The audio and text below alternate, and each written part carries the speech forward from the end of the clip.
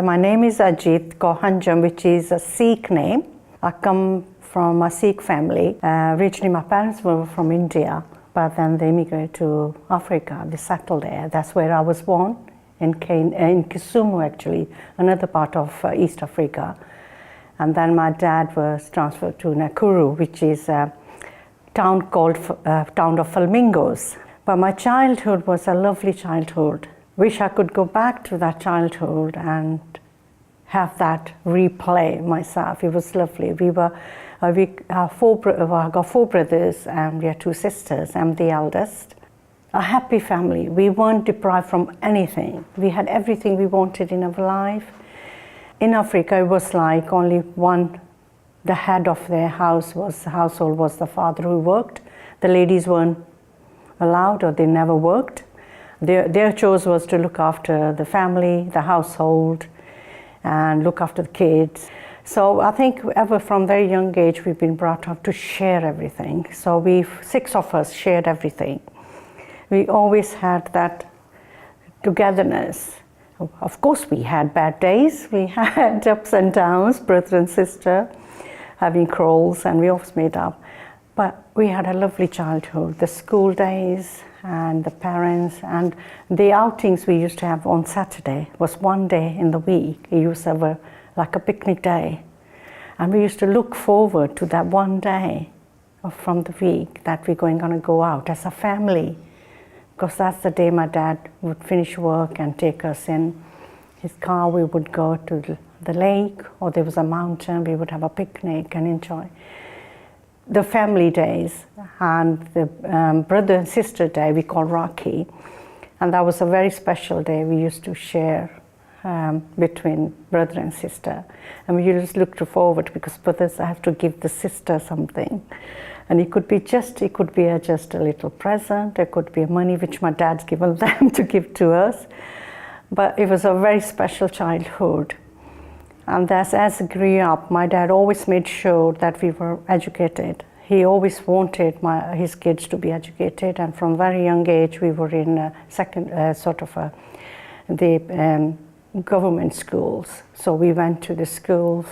We used to walk miles and miles to go to school, backwards and forward. We never had cars or buses there, but that was good. We enjoyed it, because we all friends and all the kids would get together, walk to school together, and come back to school. I miss that, and I miss that when I see my grandchildren and my kids when they were born. They haven't got that childhood here.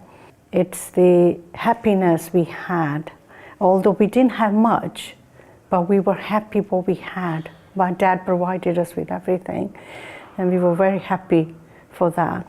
We lived in Nakuru till I was about 16, but the journey stopped when we have to leave because of I think it was the government changed.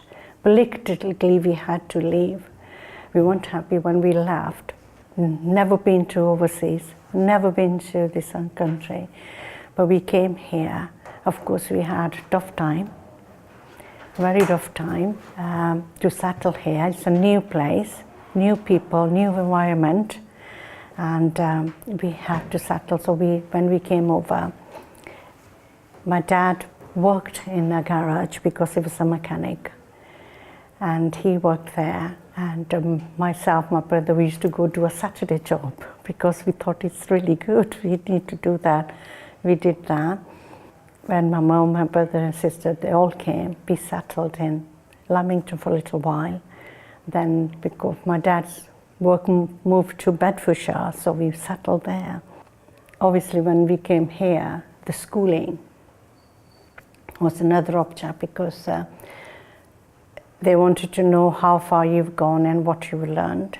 And although we had English teacher there as well, we were doing English, but from African ways of and here, it's 2 different things. But we had good schooling here as well. I learned myself through privately at home. My brothers and sister went to school.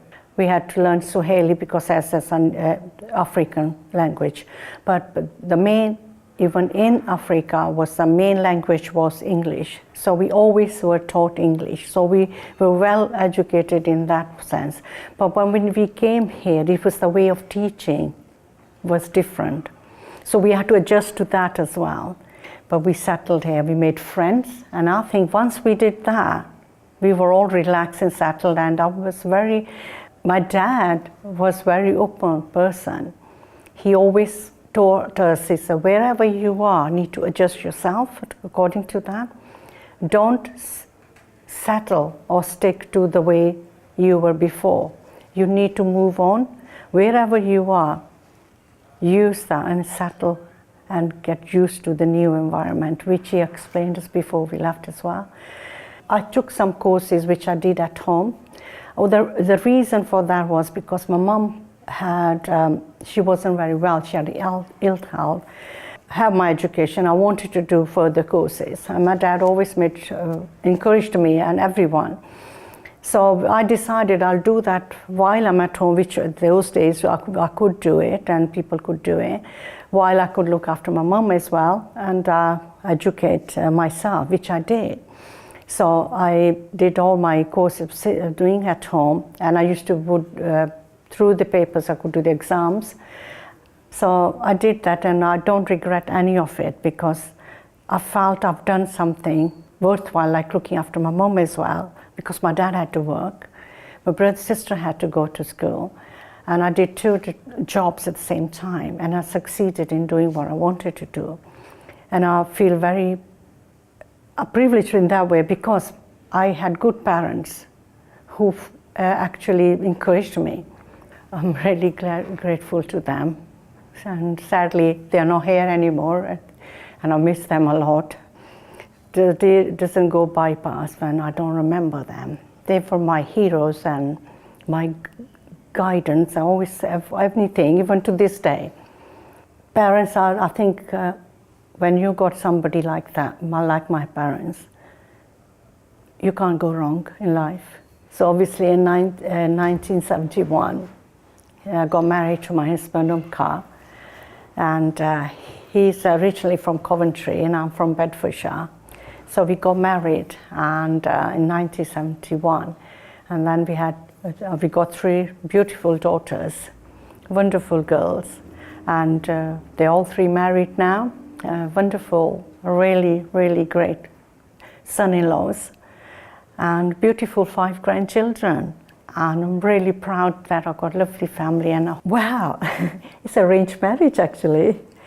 And I used to work for one of the chemical research company. And when first I mentioned to them that I'm gonna see somebody who could be my future husband, and they got a bit shocked. All my colleagues said, "You never mentioned anything to us that you're seeing someone." I said, "No, I'm not seeing anyone."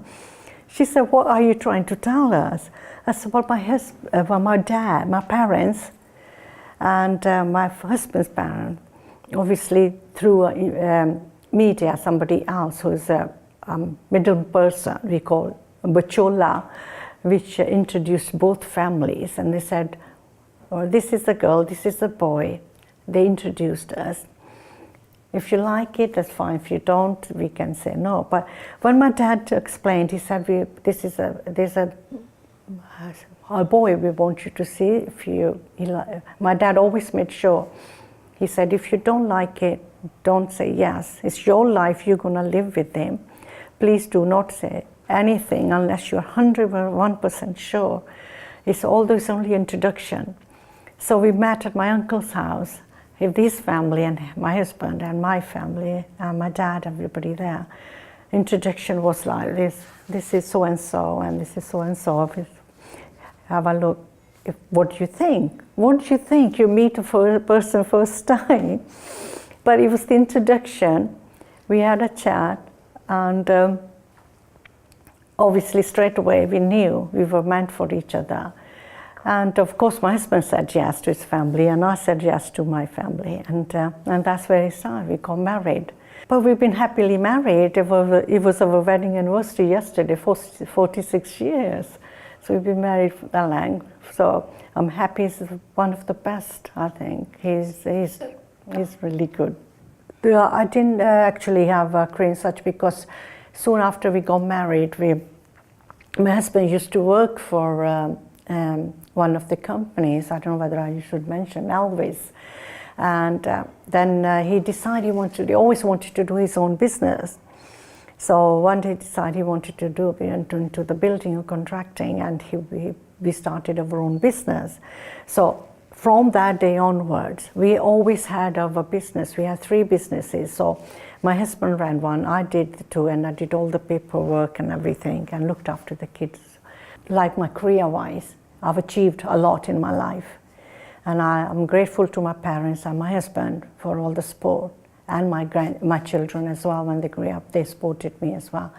To even this day, when whatever I want to do, I still will carry on. We're doing a lot at the moment. We're doing charity work. We go to India in March to the eye camp for the people who obviously haven't got the privilege or they can't afford. And in September we go off to Africa, where the rural place where they haven't got water. We do the water pumps there. So these 2 projects will carry on, and I think I'm happy. I've achieved a lot, and I think we are ready to give back obviously God's given us a lot. We need to give back to the people they need most.